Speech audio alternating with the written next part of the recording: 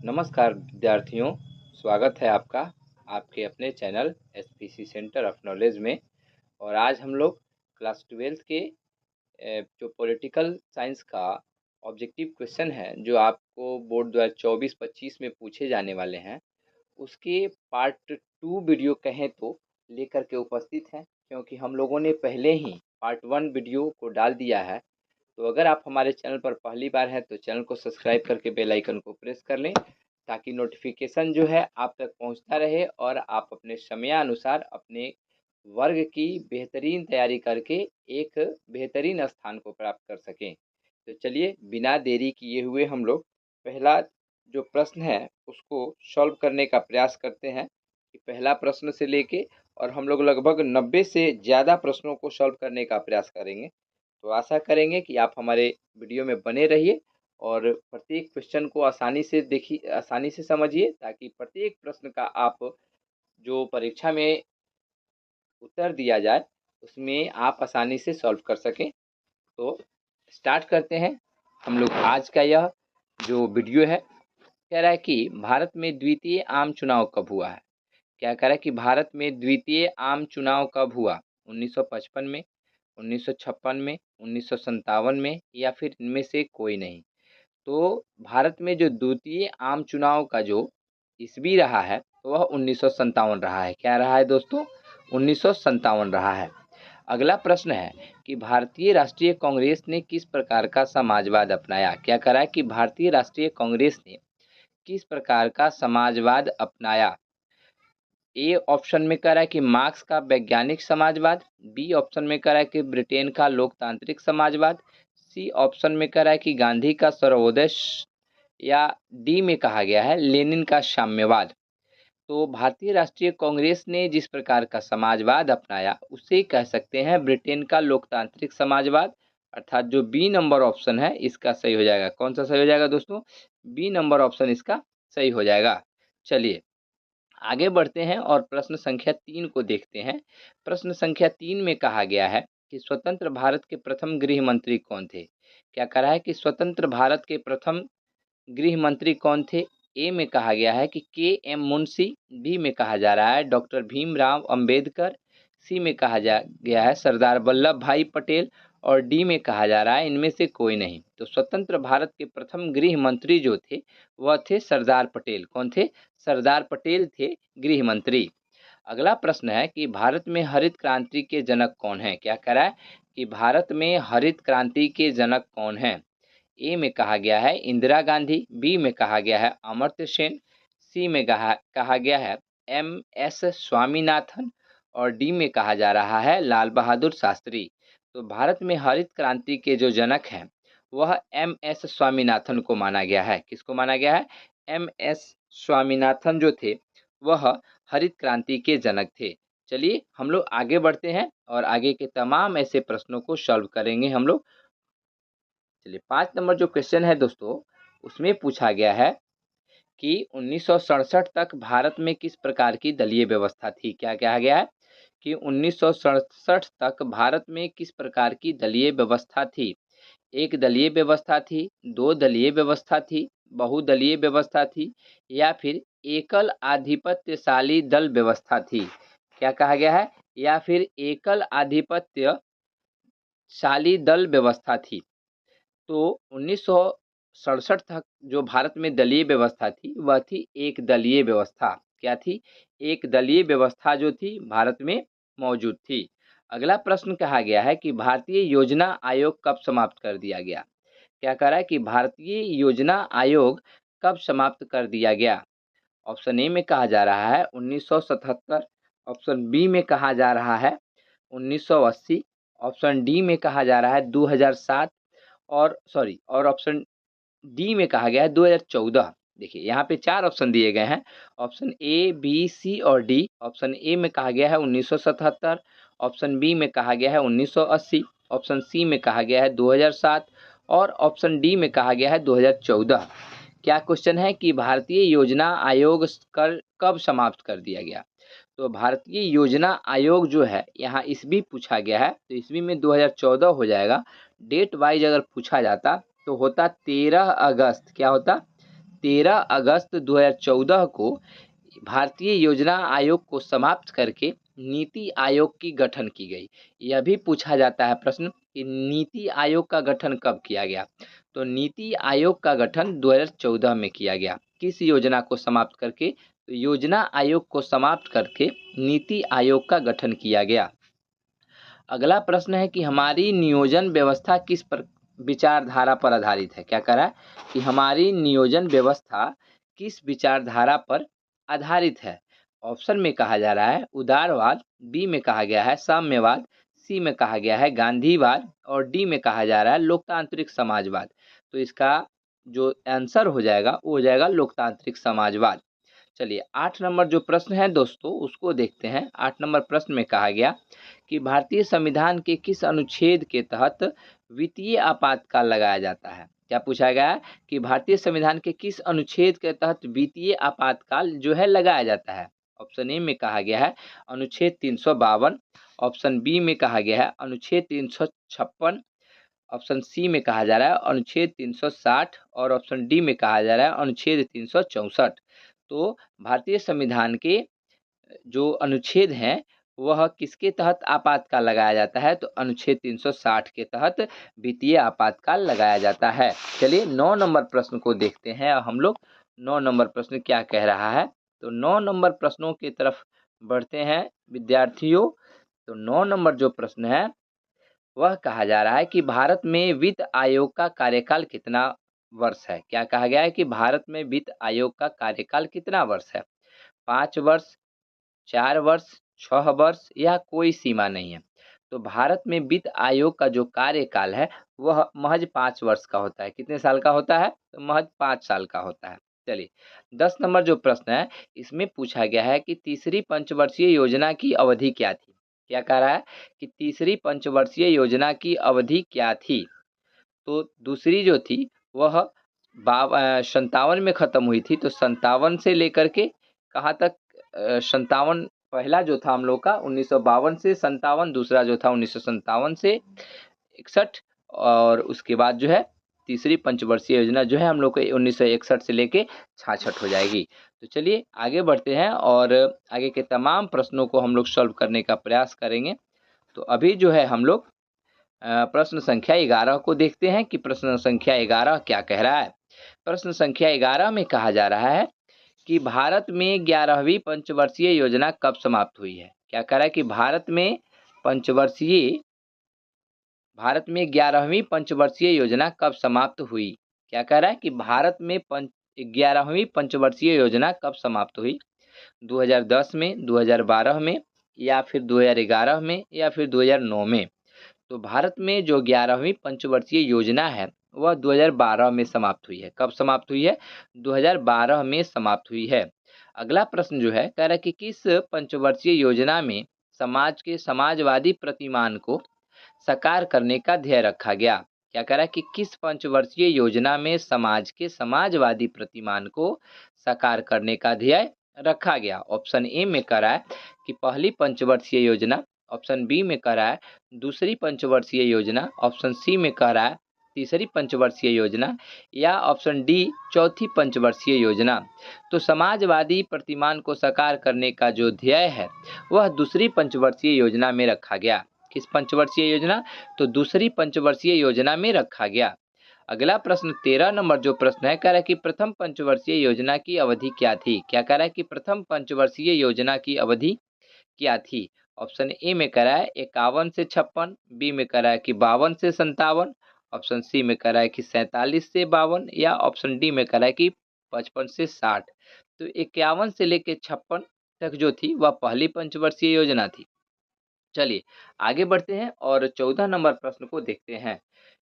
14 number प्रश्न कह रहा है कि पहला गुट निरपेक्ष सम्मेलन कहाँ हुआ। क्या कह रहा है कि पहला गुट निरपेक्ष सम्मेलन कहाँ हुआ। ए में कह रहा है नई दिल्ली, बी में कह रहा है बेलग्रेड, सी में कह रहा है कैरो में और डी में कह रहा है हवाना। तो पहला गुट निरपेक्ष सम्मेलन जो था वह बेलग्रेड में हुआ था। कहाँ हुआ था। बेलग्रेड में हुआ था। अब अगर इसमें बात करें कि किस ईस्वी में हुआ था तो सितंबर 1961 ईस्वी में। क्या। तो सितंबर 1961 ईस्वी में बेलग्रेड में पहला गुट निरपेक्ष सम्मेलन हुआ और इसमें लगभग 25 देशों ने हिस्सा लिया था। कितने देशों ने? तो लगभग 25 देशों ने पहला गुट निरपेक्ष सम्मेलन में हिस्सा लिया जो बेलग्रेड में हुआ था। चलिए आगे बढ़ते हैं और आगे के तमाम ऐसे ही प्रश्नों को हम लोग सॉल्व करने का प्रयास करेंगे। चलिए 15 नंबर जो प्रश्न है दोस्तों, वह कह रहा है कि भारत और पाकिस्तान के बीच सिंधु नदी जल संधि कब हुई थी? क्या कह रहा है कि भारत और पाकिस्तान के बीच सिंधु नदी जल संधि कब हुई?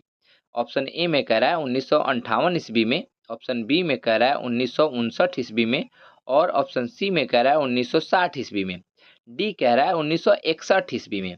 तो भारत और पाकिस्तान के बीच सिंधु नदी का जो जल संधि था वह 1960 में हुआ था। कब हुआ था? 1960 में हुआ था। अगर डेट वाइज पूछा जाए तो 19 सितंबर, क्या कहेंगे, 19 सितंबर 1960 को भारत और पाकिस्तान के बीच सिंधु नदी जल संधि हुई थी। अगर यह पूछा जाए कि सिंधु नदी जल संधि किन किन लोगों के बीच हुई थी, भारत और पाकिस्तान के किन लोगों के बीच हुई थी, तो भारत के प्रधानमंत्री उस समय नेहरू जी थे और पाकिस्तान के राष्ट्रपति जो थे वह मोहम्मद अयूब खान थे। कौन थे? मोहम्मद अयूब खान। कह सकते हैं कि सिंधु नदी जल संधि जो है पंडित जवाहरलाल नेहरू और पाकिस्तान के राष्ट्रपति मोहम्मद अयूब खान के बीच में 19 सितंबर 1960 ईस्वी को हुई थी। चलिए अगला जो प्रश्न है, कह रहा है कि भारत एवं चीन के बीच, क्या कह रहा है कि भारत और चीन के बीच पंचशील समझौता पर हस्ताक्षर किस वर्ष हुआ था? क्या कह रहा है कि भारत और चीन के बीच पंचशील समझौता पर हस्ताक्षर किस वर्ष हुआ था? ए में कह रहा है 1950 ईस्वी, बी में कह रहा है 1952 ईस्वी, सी में कह रहा है 1953 ईस्वी और डी में कह रहा है कि 1954 ईस्वी। तो भारत एवं चीन के बीच पंचशील समझौता पर हस्ताक्षर जो था वह 1954 में हुआ था। डेट वाइज अगर पूछा जाए तो 29 अप्रैल 1954 को भारत एवं चीन के बीच पंचशील समझौता पर हस्ताक्षर हुआ था। चलिए आगे बढ़ते हैं और आगे के ऐसे तमाम प्रश्नों को हम लोग सॉल्व करेंगे। अगला प्रश्न है कि भारत ने किस देश के साथ संधि की जिसकी प्रस्तावना में पंचशील के सूत्र रखे गए? देखिए ऊपर हम लोगों ने अभी जस्ट पंचशील से रिलेटेड प्रश्न को सॉल्व किया है कि भारत एवं चीन के बीच पंचशील समझौता हुआ है और यहीं पे इस प्रश्न को दोहरा दिया गया कि भारत ने किस देश के साथ, यहाँ पे स्पष्ट लिखा गया है कि चीन के साथ। तो भारत ने किस देश के साथ संधि की जिसकी प्रस्तावना में पंचशील, क्या कह रहा है कि पंचशील के सूत्र रखे गए? तो स्पष्ट है चीन के साथ। किसके साथ? चीन के साथ। ऑप्शन बी इसका सही हो जाएगा। चलिए आगे बढ़ते हैं और आगे के तमाम ऐसे ही प्रश्नों को हम लोग सॉल्व करेंगे। 18 नंबर जो प्रश्न है वह कह रहा है कि इंदिरा गांधी ने किस समझौते पर हस्ताक्षर की? क्या कह रहा है कि इंदिरा गांधी ने किस समझौते पर हस्ताक्षर किए? पहला ऑप्शन कह रहा है कि 1960 का सिंधु नदी जल समझौता, दूसरा कह रहा है कि 1963 की पाक्षिक परमाणु परीक्षण संधि, ऑप्शन सी कह रहा है कि 1966 का ताशकंद समझौता और ऑप्शन डी कह रहा है कि 1972 का शिमला समझौता। तो इंदिरा गांधी ने जिस समझौते पर हस्ताक्षर किया वह था 1972 का शिमला समझौता। क्या था? 1972 का शिमला समझौता। चलिए अगर यह पूछा जाए कि शिमला समझौता किन किन के बीच में हुआ, तो यह हुआ था जुल्फिकार अली भुट्टो और इंदिरा गांधी के बीच। किसके किसके बीच? तो पाकिस्तान के जुल्फिकार अली भुट्टो और भारत की जो इंदिरा गांधी थी उनके बीच 1972 में शिमला समझौता हुआ। चलिए आगे बढ़ते हैं और आगे के ऐसे ही तमाम प्रश्नों को हम लोग सॉल्व करेंगे। तब तक हम यही आपसे आशा रखते हैं कि अगर आप हमारे चैनल पर नए हैं तो चैनल को सब्सक्राइब करके बेल आइकन को प्रेस कर लें, कम से कम अपने दोस्तों तक शेयर करें और एक लाइक और एक कमेंट जरूर करें। अगला प्रश्न है कि गुट निरपेक्ष को यह भी कहा जाता है, क्या कह रहा है कि गुट निरपेक्ष को क्या कहा जाता है? यहाँ पहला नंबर ऑप्शन में कह रहा है कि तटस्थता, ऑप्शन बी में कह रहा है अलगाव, ऑप्शन सी में कह रहा है कि अप्रतिबद्धता और ऑप्शन डी में कह रहा है गतिशील तटस्थता। तो इसका जो आंसर हो जाएगा वह हो जाएगा तटस्थता। क्या हो जाएगा? तटस्थता। चलिए अगला प्रश्न है कि गुट निरपेक्ष आंदोलन कब अस्तित्व में आया? क्या कह रहा है कि गुट निरपेक्ष आंदोलन कब अस्तित्व में आया? ऑप्शन ए में कह रहा है कि 1961, ऑप्शन बी में कह रहा है 1962, सी में कह रहा है 1963 और डी में कह रहा है 1964। तो गुट निरपेक्ष आंदोलन जो था वह अगर अस्तित्व में आया तो उसका सही जवाब हो जाएगा 1 सितंबर 1961। क्या हो जाएगा? 1 सितंबर 1961 को गुट निरपेक्ष अस्तित्व में आया। और यह सबसे पहला सम्मेलन कहाँ हुआ? तो बेलग्रेड में हुआ। कहाँ हुआ? सबसे पहला सम्मेलन जो गुट निरपेक्ष का था वह बेलग्रेड में हुआ था। चलिए 21 नंबर प्रश्न को देखते हैं हम लोग। और 21 नंबर प्रश्न जो है वह क्या कह रहा है कि 21 नंबर जो प्रश्न है दोस्तों वह कह रहा है कि किसी नए सामाजिक आंदोलन की श्रेणी में नहीं रखा जा सकता है। क्या कह रहा है कि किसी नए सामाजिक आंदोलन की श्रेणी में नहीं रखा जा सकता है। ए में कह रहा है चिपको आंदोलन, बी में कह रहा है नर्मदा बचाओ आंदोलन, सी में कह रहा है टिहरी बांध आंदोलन और डी में कह रहा है कि गृह स्वराज आंदोलन। तो किसी नए सामाजिक श्रेणी में नहीं रखा जा सकता है, तो इसका सही जवाब हो जाएगा गृह स्वराज आंदोलन। 22 नंबर प्रश्न में कहा गया है कि शिवसेना किस प्रांत में सक्रिय है? क्या कह रहा है कि शिवसेना किस प्रांत में सक्रिय है? ए में कह रहा है महाराष्ट्र, बी में कह रहा है गुजरात, सी में कह रहा है पंजाब और डी में कह रहा है हरियाणा। तो शिवसेना जो है वह महाराष्ट्र राज्य में सक्रिय है। किस राज्य में सक्रिय है? तो महाराष्ट्र राज्य में सक्रिय है। 23 प्रश्न नंबर में कहा गया है, 23वां प्रश्न जो है कह रहा है कि मंडल कमीशन की सिफारिशों को किसने लागू की? क्या कह रहा है कि मंडल कमीशन की सिफारिशों को किसने लागू किया?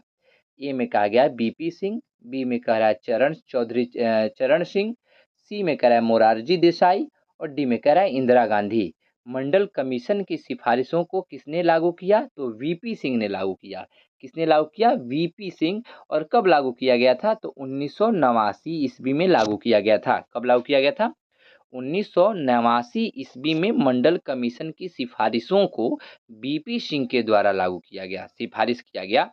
मंडल कमीशन की सिफारिश किसने किया? तो बीपी सिंह ने। कब किया? तो 1989 ईस्वी में। अगला प्रश्न है कि AIMDMK किस राज्य की क्षेत्रीय पार्टी है? असम की है, मिजोरम की है, तमिलनाडु की है या फिर केरल की है? तो AIMDMK जो क्षेत्रीय पार्टी है वह तमिलनाडु की है। कहाँ की है?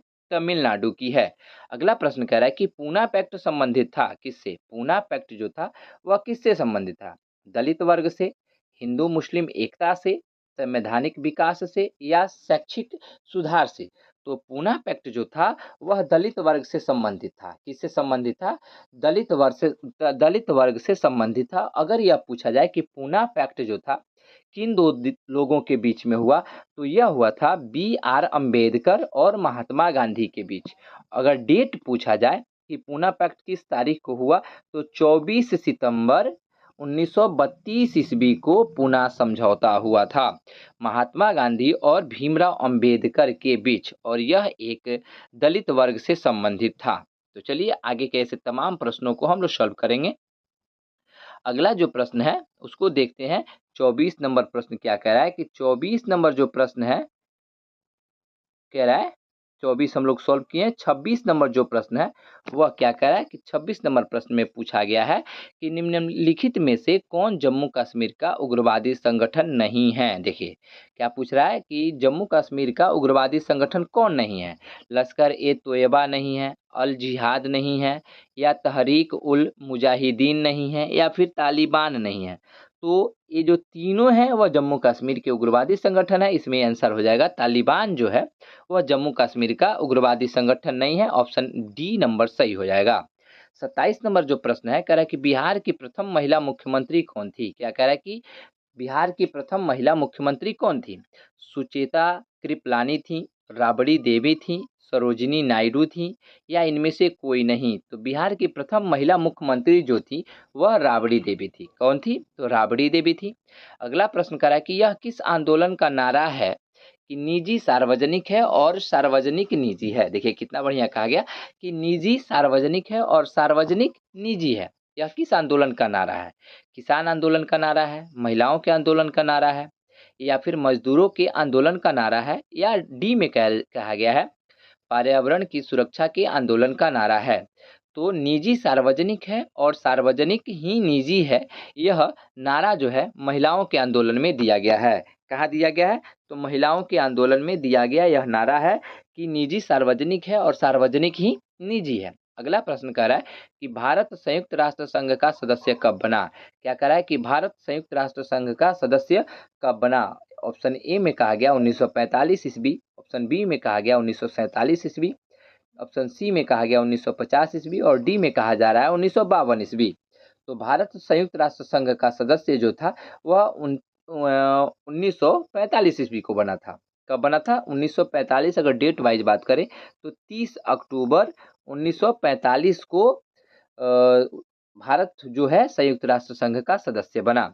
चलिए आगे बढ़ते हैं और आगे कैसे तमाम प्रश्नों को हम लोग सॉल्व करेंगे। 30 नंबर जो प्रश्न है विद्यार्थियों, उसमें पूछा जा रहा है कि प्रधानमंत्री को नियुक्ति कौन करता है? क्या कह रहा है कि प्रधानमंत्री को नियुक्ति कौन करता है? लोकसभा के अध्यक्ष करते हैं, मुख्य न्यायाधीश करते हैं, राष्ट्रपति करते हैं या फिर सामान्य जनता करती है? देखिए 30 नंबर प्रश्न जो पूछा जा रहा है उसमें कहा गया है कि प्रधानमंत्री की नियुक्ति कौन करता है? लोकसभा के अध्यक्ष, मुख्य न्यायाधीश, राष्ट्रपति या फिर सामान्य जनता? इसका सही जवाब जो है हो जाएगा राष्ट्रपति। कौन करता है? तो राष्ट्रपति साहब जो है प्रधानमंत्री की नियुक्ति करते हैं। अगला जो प्रश्न है इसमें कहा गया है कि किस राजनीतिक दल ने 1975 में आपातकालीन की घोषणा का स्वागत किया था? क्या कह रहा है कि किस राजनीतिक दल ने 1975 में आपातकाल की घोषणा का स्वागत किया था? ए में कह रहा है जनसंघ, बी में कह रहा है अकाली दल, सी में कह रहा है डीएमके और डी में कह रहा है सीपीआई। तो इसका सही जवाब हो जाएगा सीपीआई। अगला प्रश्न है कि 1885 में किस राजनीतिक दल की स्थापना हुई थी?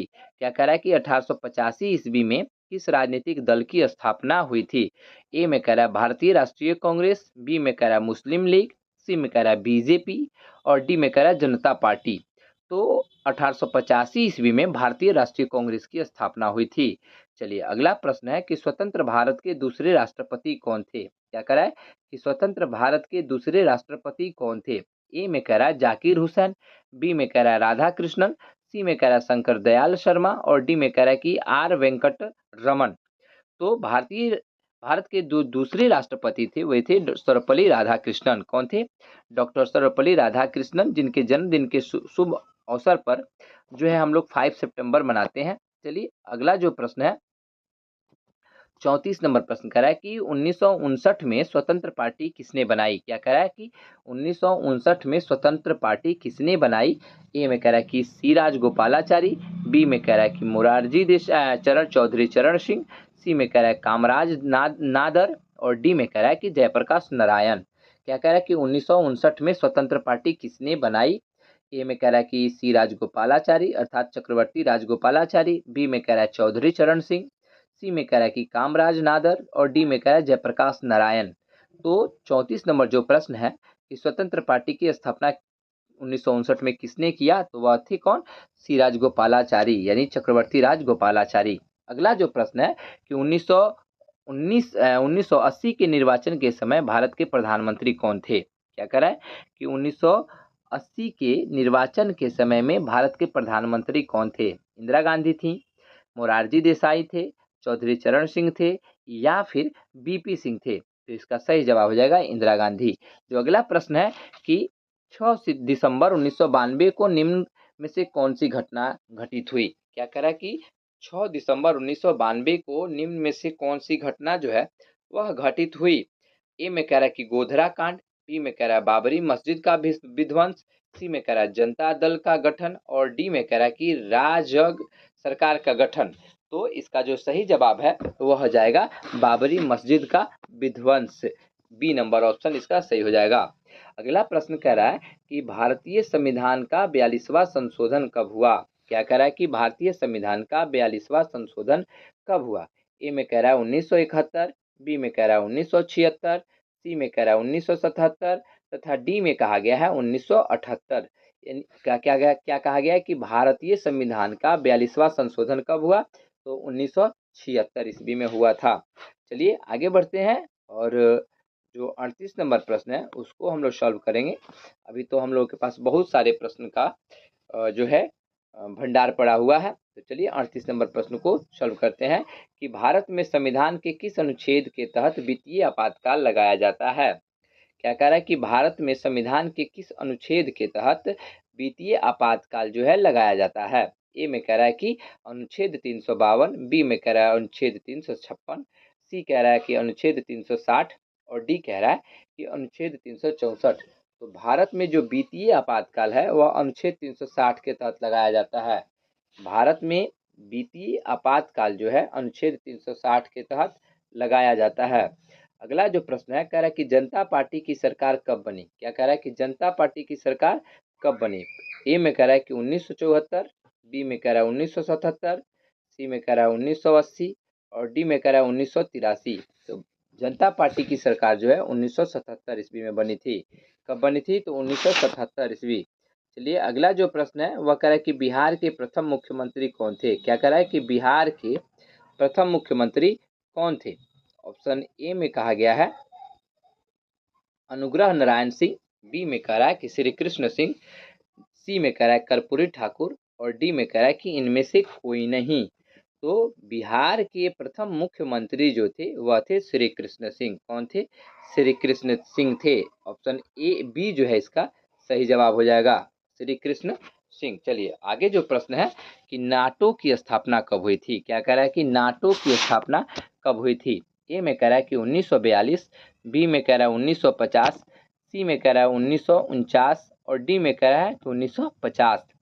तो जो नाटो की स्थापना जो थी वह हुई थी 4 अप्रैल 1949 को। कब हुई थी, तो 4 अप्रैल 1949 को नाटो की स्थापना हुई थी और यह स्थापना जो थी वह वाशिंगटन डीसी में हुआ था। जो है सी ऑप्शन इसका सही हो जाएगा।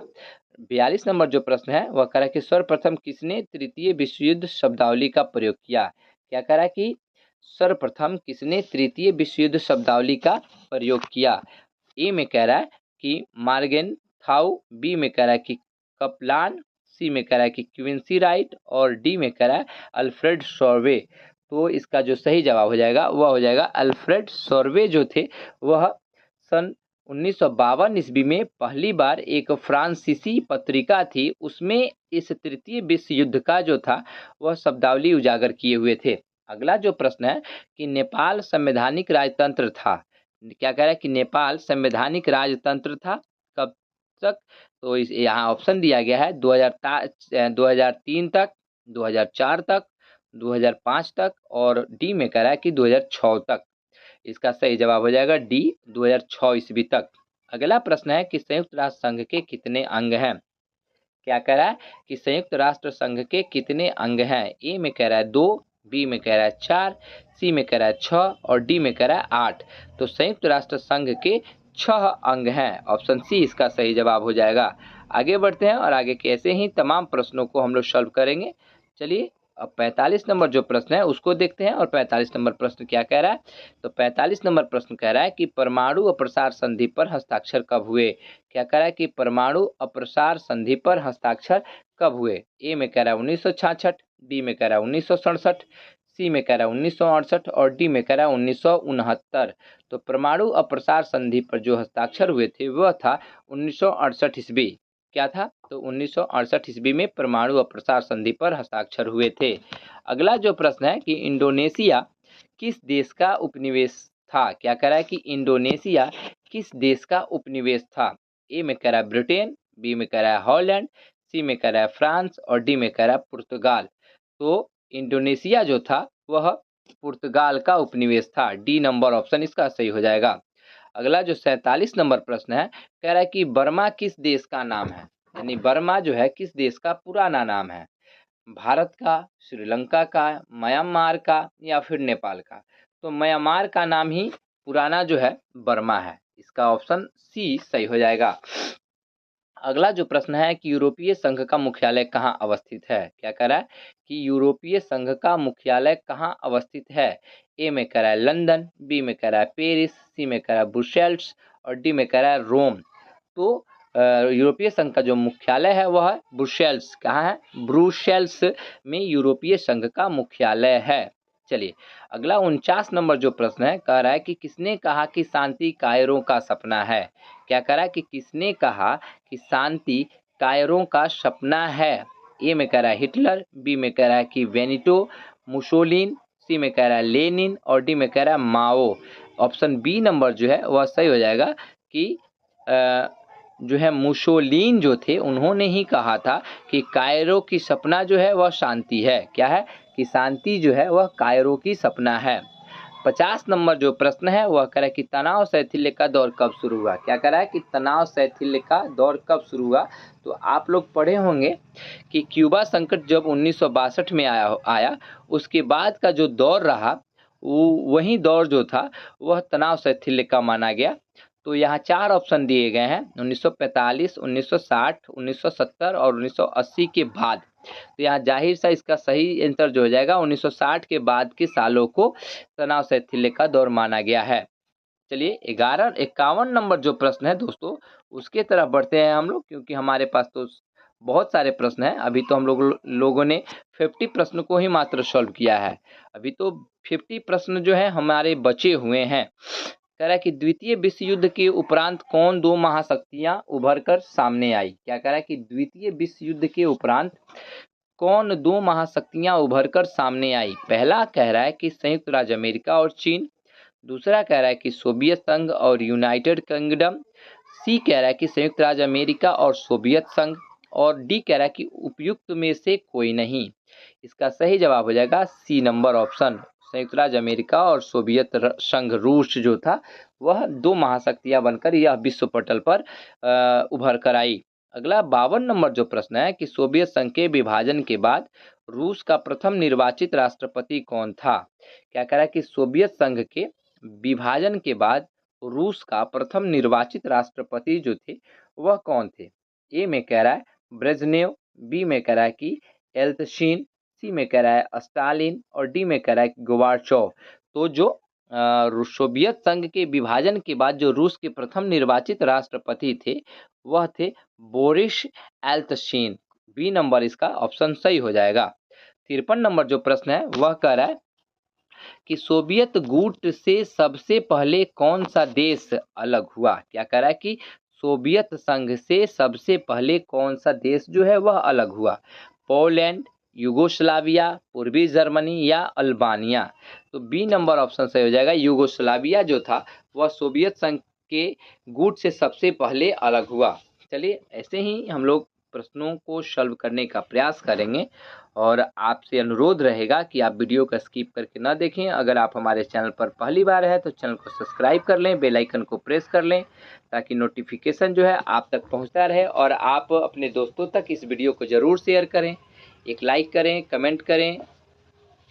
चलिए अगला जो प्रश्न है, अगला प्रश्न कह रहा है कि ग्लासनोस्त एवं पेरिस्ट्रोइका के मंत्र किसने दिए। क्या कह रहा है कि ग्लासनोस्त एवं पेरिस्ट्रोइका के मंत्र को किसने दिया। लेनिन ने दिया, स्टालिन ने दिया या क्रुश्चेव ने दिया या फिर गोर्बाचेव ने दिया। इसका सही जवाब हो जाएगा ऑप्शन डी। क्या हो जाएगा दोस्तों, ऑप्शन डी इसका सही जवाब हो जाएगा। मिखाइल गोर्बाचेव जो थे वह ग्लासनोस्त एवं पेरिस्ट्रोइका का मंत्र दिया। अगला प्रश्न है 55 नंबर प्रश्न कि रोनाल्ड रीगन किस देश के राष्ट्रपति थे। क्या कह रहा है कि रोनाल्ड रीगन किस देश के राष्ट्रपति थे। यूएसए, रूस, फ्रांस या जर्मनी। इसका सही जवाब हो जाएगा यूएसए। चलिए अगला 56 नंबर जो प्रश्न है वह कह रहा है कि एक ध्रुवीय की स्थिति किस राज्य के एकमात्र प्रभुत्व के परिचायक हैं। क्या कह रहा है कि एक ध्रुवीय की स्थिति किस राज्य के एकमात्र प्रभुत्व की परिचायक हैं। ए में कह रहा है रूसी संघ, बी में कह रहा है कि चीन, सी में कह रहा है कि फ्रांस और डी में कह रहा है संयुक्त राज्य अमेरिका। इसका सही जवाब हो जाएगा संयुक्त राज्य अमेरिका। क्या हो जाएगा दोस्तों, तो संयुक्त राज्य अमेरिका इसका सही जवाब हो जाएगा। चलिए डी नंबर इसका ऑप्शन सही। 57 नंबर जो प्रश्न है वह कह रहा है कि विधानसभा की बैठक में गणपूर्ति के लिए कम से कम कितने सदस्यों की उपस्थिति आवश्यक होती है। क्या कह रहा है कि इस विधानसभा की बैठक में गणपूर्ति के लिए कम से कम कितने सदस्यों की उपस्थिति जो है वह आवश्यक है? ए में कहा गया 1/10 सदस्यों की या फिर 10 सदस्यों की। बी में कह रहा है 50 सदस्यों की। सी में कह रहा है 22 सदस्यों की। या डी में कह रहा है कि इनमें से कोई नहीं। इसका सही जवाब हो जाएगा 1/10 सदस्यों या फिर 10 सदस्यों की। तो चलिए आगे बढ़ते हैं और आगे के 58 नंबर प्रश्न जो है उनको सॉल्व करने का हम लोग प्रयास करेंगे। 58 नंबर जो प्रश्न है कह रहा है कि भारतीय संविधान के किस अनुच्छेद में भारत को राज्यों का संघ घोषित किया गया है? क्या कह रहा है कि भारतीय संविधान के किस अनुच्छेद में भारत को राज्यों का संघ घोषित किया गया? प्रथम अनुच्छेद, 10वां अनुच्छेद, 11वां अनुच्छेद या फिर 50वां अनुच्छेद। तो भारत के जो संविधान है उसमें प्रथम जो अनुच्छेद है उसमें भारत को राज्यों का संघ कहा गया है। क्या कहा गया है? तो भारत को राज्यों का संघ कहा गया है। चलिए अगला जो प्रश्न है, अगला प्रश्न कह रहा है कि सर्वोच्च न्यायालय के न्यायाधीश की नियुक्ति कौन करता है? क्या कह रहा है कि सर्वोच्च न्यायालय के न्यायाधीश की नियुक्ति कौन करता है? प्रधानमंत्री करते हैं या मंत्रिमंडल करता है, राष्ट्रपति महोदय करते हैं या फिर उपराष्ट्रपति महोदय करते हैं? तो सर्वोच्च न्यायालय के न्यायाधीश की नियुक्ति जो है वह राष्ट्रपति करते हैं। ऑप्शन नंबर सी है जो इसका सही जवाब हो जाएगा। चलिए आगे बढ़ते हैं और आगे के ऐसे ही अभी हम लोगों को लगभग 40 प्रश्न के आसपास से बचे हुए हैं। तो चलिए इन 40 प्रश्नों को आगे हम लोग सॉल्व करने का प्रयास करेंगे। चलिए हम लोग एक 60 नंबर प्रश्न को देखते हैं। 60 नंबर प्रश्न क्या कह रहा है? तो 60 नंबर जो प्रश्न है वह कह रहा है कि संविधान के किस अनुच्छेद में केंद्र और राज्य के बीच विधायी संबंधों का उल्लेख है? क्या कह रहा है कि संविधान के किस अनुच्छेद में केंद्र और राज्य के बीच विधायी संबंधों का उल्लेख है? अनुच्छेद ऑप्शन ए में कह रहा है कि अनुच्छेद 245 से लेकर 255 के बीच। अनुच्छेद बी ऑप्शन नंबर बी कह रहा है कि अनुच्छेद 240 से लेकर के 250 के बीच। ऑप्शन सी कह रहा है 352 से लेकर के 360 के बीच। और ऑप्शन डी कह रहा है कि इनमें से कोई नहीं। तो अनुच्छेद 245 से लेकर के 255 जो है यानी ऑप्शन ए इसका सही जवाब हो जाएगा कि भाग 11 के अनुच्छेद 245 से लेकर के 255 के बीच केंद्र और राज्य के बीच विधायी संबंधों का उल्लेख किया गया है। क्या कहा गया? तो अनुच्छेद 245 से लेकर 255। अगर भाग पूछा जाए तो भाग 11। चलिए अगला प्रश्न है कि किस देश का संविधान विश्व का सबसे बड़ा संविधान है? क्या कह रहा है कि किस देश का संविधान विश्व का सबसे बड़ा संविधान है? यूएसए, बी में कह रहा है रूस, सी में कह रहा है दक्षिण अफ्रीका और डी में कह रहा है भारत। तो भारत एक ऐसा देश है जिसका संविधान विश्व में सबसे बड़ा है। तो डी नंबर ऑप्शन इसका सही हो जाएगा। 62 नंबर जो प्रश्न है, 62 नंबर प्रश्न में पूछा गया है कि राज्य पुनर्गठन आयोग की स्थापना कब हुई? क्या कह रहा है कि राज्य पुनर्गठन आयोग की स्थापना कब हुई? तो राज्य पुनर्गठन आयोग की स्थापना जो है 1953 ईस्वी में किया गया था। कब किया गया था? 1953 ईस्वी में किया गया था। कब किया गया था दोस्तों? तो 1953 ईस्वी में राज्य पुनर्गठन आयोग की स्थापना किया गया था। अगला जो 63 नंबर जो प्रश्न है वह कह रहा है कि अनुसूचित जाति संघ की स्थापना किसने की? क्या कह रहा है कि अनुसूचित जाति संघ की स्थापना किसने की? ए में कह रहा है मायावती, बी में कह रहा है भीमराव अंबेडकर, सी में कह रहा है पंडित जवाहरलाल नेहरू और सी में कह रहा है कांसीराम। तो अनुसूचित जाति संघ की स्थापना जो था वह डॉक्टर भीमराव अंबेडकर के द्वारा किया गया था। किसके द्वारा किया गया था? तो डॉक्टर भीमराव अंबेडकर के द्वारा 1942 ईस्वी में किया गया था। कब किया गया था? तो 1942 ईस्वी में डॉक्टर भीमराव अंबेडकर के द्वारा अनुसूचित जाति संघ की स्थापना की गई थी। चलिए 64 नंबर जो प्रश्न है उसके तरफ हम लोग बढ़ते हैं और 64 नंबर प्रश्न को देखते हैं कि 64 नंबर प्रश्न में क्या पूछा गया है। 64 नंबर प्रश्न कह रहा है कि कश्मीर के भारत में विलय पत्र पर किसने हस्ताक्षर किए? क्या कह रहा है कि कश्मीर के भारत में विलय पत्र पर किसने हस्ताक्षर किए? ए में कह रहा है लॉर्ड माउंटबेटन, बी में कह रहा है सरदार पटेल, सी में कह रहा है जवाहरलाल नेहरू और डी में कह रहा है राजा हरि सिंह। तो कश्मीर के भारत में विलय पत्र पर हस्ताक्षर जो किए थे उनका नाम था Raja Hari Singh. D number option इसका सही हो जाएगा। 65 नंबर प्रश्न कह रहा है कि भारत की संविधान सभा का गठन किस योजना के आधार पर हुआ। क्या कह रहा है कि भारत की संविधान सभा का गठन किस योजना के आधार पर हुआ। क्रिप्स मिशन योजना, माउंटबेटन योजना, वेवेल योजना या कैबिनेट मिशन योजना। तो भारत की संविधान सभा का गठन जो था वह अगर पूछा जाए कि किस योजना के आधार पर हुआ था तो इसका सही जवाब हो जाएगा कैबिनेट मिशन योजना। डी नंबर ऑप्शन इसका सही हो जाएगा। अगला प्रश्न कह रहा है कि संघात्मक ढांचे के लिए अपरिहार्य लक्षण कौन है। क्या कह रहा है कि संघात्मक ढांचे के लिए अपरिहार्य लक्षण कौन है। ए में कह रहा है संविधान की सर्वोच्चता, बी में कह रहा है कि स्वतंत्र न्यायपालिका, डी में कह रहा है शक्तियों का विभाजन और डी में कह रहा है कि इनमें से सभी। तो इनमें से सभी ऑप्शन इसका सही हो जाएगा। चलिए आगे बढ़ते हैं और 67 नंबर प्रश्न को देखते हैं। 67 नंबर प्रश्न में कह रहा है कि किस वर्ष में विश्व व्यापार संगठन की स्थापना हुई। क्या कह रहा है कि किस वर्ष में विश्व व्यापार संगठन की स्थापना हुई। तो जैसे ऑप्शन में दिया गया 1945, 1965, 1975 और 1995।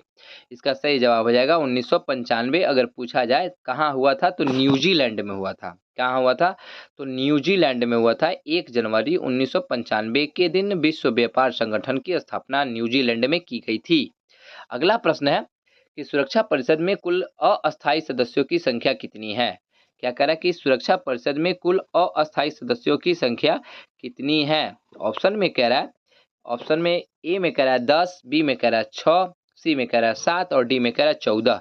इसका सही जवाब हो जाएगा कि सुरक्षा परिषद में कुल अस्थायी सदस्यों की जो संख्या है वह है 10। क्या है 10। चलिए अगला 69 नंबर प्रश्न कह रहा है कि परंपरागत सुरक्षा नीति के कौन कौन से तत्व हैं। क्या कह रहा है कि परंपरागत सुरक्षा नीति के कौन कौन से तत्व हैं। ए में कह रहा है शक्ति संतुलन, बी में कह रहा है गठबंधन की राजनीति, सी कह रहा है सामूहिक सुरक्षा और डी कह रहा है इनमें से सभी। इसका सही जवाब हो जाएगा इनमें से सभी। 70 नंबर प्रश्न जो है कह रहा है कि 1992 में पृथ्वी शिखर सम्मेलन का उद्घाटन किसने किया। क्या कह रहा है कि 1992 में पृथ्वी शिखर सम्मेलन का उद्घाटन किसने किया।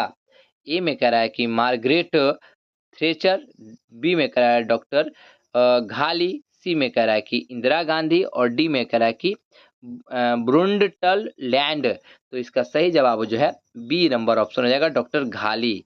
चलिए अगला 71 नंबर जो प्रश्न है कह रहा है कि बच्चों के अधिकार के लिए कौन सा अंतर्राष्ट्रीय संगठन है। क्या कह रहा है कि बच्चों के अधिकार के लिए कौन सा अंतर्राष्ट्रीय संगठन है। ए में कह रहा है रेड क्रॉस सोसाइटी, बी में कह रहा है एमनेस्टी इंटरनेशनल, सी में कह रहा है यूनिसेफ और डी में कह रहा है इनमें से कोई नहीं। तो बच्चों के अधिकार के लिए जो अंतर्राष्ट्रीय संगठन है उसका नाम है यूनिसेफ। क्या है यूनिसेफ। तो चलिए अगले प्रश्न को देखते हैं और अगला प्रश्न जो है 72 नंबर प्रश्न, यह क्या कह रहा है 72 नंबर प्रश्न। तो 72 नंबर प्रश्न में पूछा गया है विद्यार्थियों कि धारा 370 का संबंध किस राज्य से था। क्या कह रहा है कि धारा 370 का संबंध किस राज्य से था। ए में कह रहा है कि पंजाब, बी में कह रहा है चंडीगढ़, सी में कह रहा है जम्मू कश्मीर और डी में कह रहा है हरियाणा। तो धारा 370 का जो संबंध था वह जम्मू कश्मीर से था। किससे था जम्मू कश्मीर से था। ऑप्शन नंबर सी इसका सही जवाब हो जाएगा। क्या हो जाएगा तो ऑप्शन सी इसका सही जवाब हो जाएगा दोस्तों।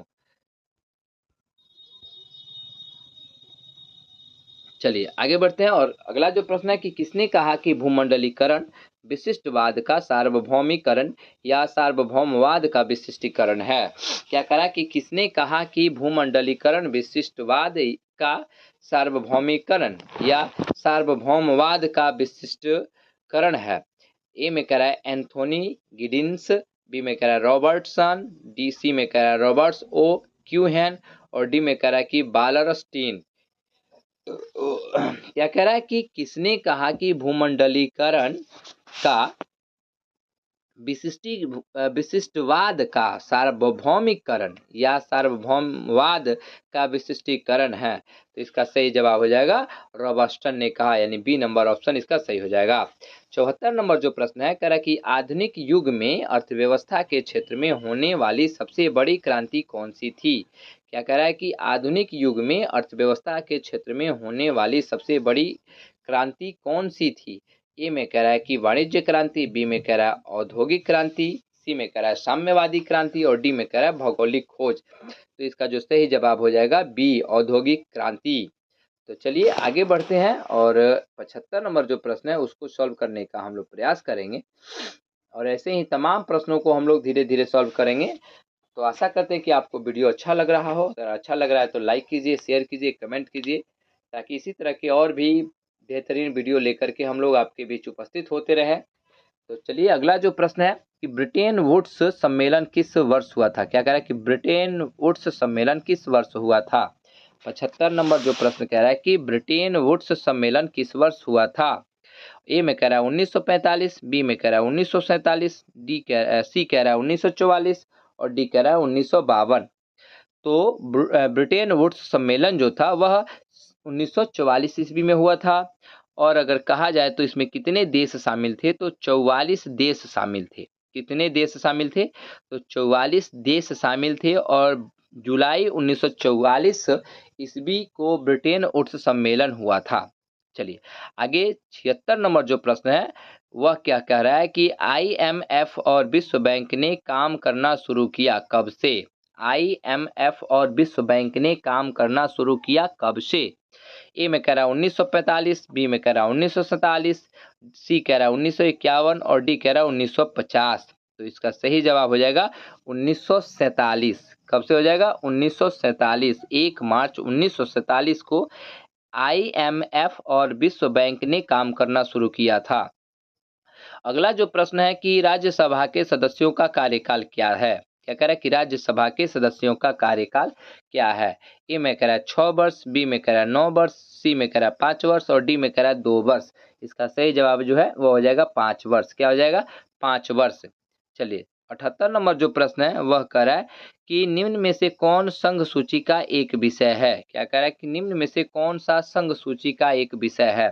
ए में कह रहा है पुलिस, बी में कह रहा है रक्षा, सी में कह रहा है न्यायालय और डी में कह रहा है सी में कह रहा है न्याय और डी में कह रहा है फौजदारी विधि और प्रक्रिया। तो इसका सही जवाब हो जाएगा रक्षा। चलिए 79 नंबर प्रश्न को सॉल्व करते हैं हम लोग। 79 नंबर जो प्रश्न है, परंपरागत सुरक्षा नीति के कौन कौन से तत्व हैं। क्या कह रहा है कि परंपरागत सुरक्षा नीति के कौन कौन से तत्व हैं। तो चलिए इसके आंसर को देखते हैं। जैसे ऑप्शन में दिया गया है, ऑप्शन ए में कह रहा है शक्ति संतुलन, बी में कह रहा है गठबंधन की राजनीति, सी में कह रहा है सामूहिक सुरक्षा और डी में कह रहा है इनमें से सभी। तो इसका सही जवाब हो जाएगा इनमें से सभी। चलिए 80 नंबर जो प्रश्न है, कह रहा है लोकसभा में बिहार के सांसदों की संख्या कितनी है। क्या कह रहा है कि लोकसभा में बिहार के सांसदों की सदस्या कितनी है। ए में कह रहा है 40, बी में कह रहा है 85, सी में कह रहा है 13 और डी में कह रहा है कि 25। तो इसका सही जवाब हो जाएगा 40। चलिए आगे बढ़ते हैं। 81 नंबर जो प्रश्न है, कह रहा है कि आसियान का 20वां शिखर सम्मेलन अप्रैल 2012 में कहाँ आयोजित हुआ था। तो यह हुआ था नोम पेन्ह में। क्या, नोम पेन्ह में, यानी कंबोडिया का एक शहर है नोम पेन्ह, जहाँ पे 20वां शिखर सम्मेलन हुआ था। अगला प्रश्न है कि पंचशील समझौता किन दो देशों के बीच हस्ताक्षर हुआ। क्या कह रहा है कि पंचशील समझौता किन देशों के बीच हस्ताक्षरित हुआ था। और ये में कह रहा है भारत और पाकिस्तान, बी कह रहा है कि भारत और चीन, सी कह रहा है भारत और USA और डी कह रहा है इनमें से कोई नहीं। तो पंचशील समझौता जो था वह भारत और चीन के मध्य हुआ था। ये जो बी नंबर जो आंसर है इसका सही हो जाएगा। तो चलिए आगे बढ़ते हैं और 83 नंबर प्रश्न को देखते हैं। 83 नंबर जो प्रश्न है, कह रहा है कि दक्षिण एशिया के किस राज्य में माओवादियों ने उथल पुथल मचाई है। क्या कह रहा है कि दक्षिण एशिया के किस राज्य में माओवादियों ने उथल पुथल मचाई है। तो इसका सही जवाब क्या हो जाएगा, जैसे ऑप्शन में कह रहा है भारत, बी में कह रहा है पाकिस्तान, सी में कह रहा है बांग्लादेश, डी कह रहा है नेपाल।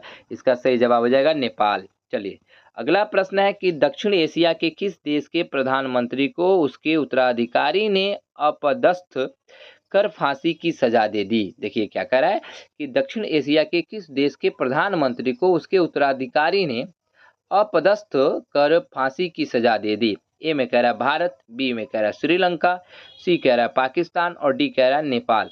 इसका सही जवाब हो जाएगा पाकिस्तान। चलिए अगला प्रश्न है कि निम्नलिखित में कौन सा देश सार्क का सदस्य है। क्या कह रहा है कि निम्नलिखित में कौन सा देश सार्क का सदस्य है। ए में कह रहा है मलेशिया, बी में कह रहा है इंडोनेशिया, सी में कह रहा है जापान और डी में कह रहा है भारत। तो इसका सही जवाब हो जाएगा भारत। अगला प्रश्न है कि 1948 में संयुक्त राष्ट्र संघ ने कौन सी घोषणा अपनाई। क्या कह रहा है कि 1948 में संयुक्त राष्ट्र संघ ने कौन सी घोषणा अपनाई। ए में कह रहा है मानव अधिकारों की सार्वभौम घोषणा, बी में कह रहा है मानव एवं नागरिक के अधिकारों की घोषणा, सी में कह रहा है सामाजिक एवं राजनीतिक अधिकारों का अंतर्राष्ट्रीय अनुबंध, और डी कह रहा है कि पर्यावरण की सुरक्षा की घोषणा। तो इसका सही जवाब हो जाएगा ए, मानव अधिकारों की सार्वभौमिक घोषणा। चलिए 87 नंबर प्रश्न की ओर अग्रसर होते हैं हम लोग।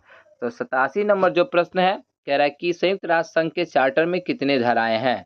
क्या कह रहा है कि संयुक्त राष्ट्र संघ के चार्टर में कितनी धाराएं हैं। 111, 112, 115 और 120। तो इसका सही जवाब हो जाएगा 111। चलिए 88 नंबर जो प्रश्न है कह रहा है कि विश्व एड्स दिवस कब मनाया जाता है। क्या कह रहा है कि विश्व एड्स दिवस कब मनाया जाता है। ए में कह रहा है 1 दिसंबर को, बी में कह रहा है 10 दिसंबर को, सी में कह रहा है 24 दिसंबर को, और डी में कह रहा है इनमें से कोई नहीं। इसका सही जवाब हो जाएगा 1 दिसंबर को। क्या, तो 1 दिसंबर को विश्व एड्स दिवस मनाया जाता है। अगला प्रश्न है कि गुटनिरपेक्ष देशों का शिखर सम्मेलन नई दिल्ली में आयोजित किया गया था किस ईस्वी में। तो चलिए गुटनिरपेक्ष देशों का जो शिखर सम्मेलन जो था वह नई दिल्ली में कब आयोजित की गई थी। ए में कह रहा है 1982, बी में कह रहा है 1983, सी में कह रहा है 1984 और डी में कह रहा है 1985। तो इसका सही जवाब हो जाएगा 1983। अगला प्रश्न है कि विश्व महिला दिवस कब मनाया जाता है। क्या कह रहा है कि विश्व महिला दिवस कब मनाया जाता है।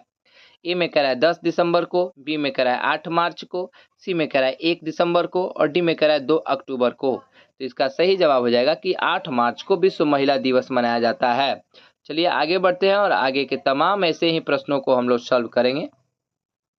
91 नंबर जो प्रश्न है वह कह रहा है कि संवैधानिक विषय पर निर्णय देने के लिए कम से कम सर्वोच्च न्यायालय के कितने न्यायाधीशों की बेंच जो है होनी चाहिए।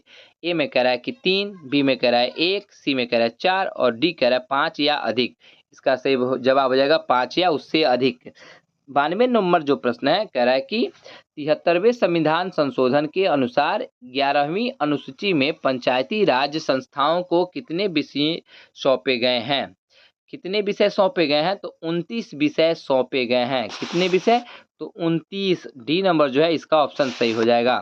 93 नंबर जो प्रश्न है कह रहा है कि भारतीय नागरिकों को कितने मौलिक अधिकार प्राप्त हैं। ए में कह रहा है कि 7, बी में कह रहा है 5, सी में कह रहा है 6 और डी में कह रहा है 8।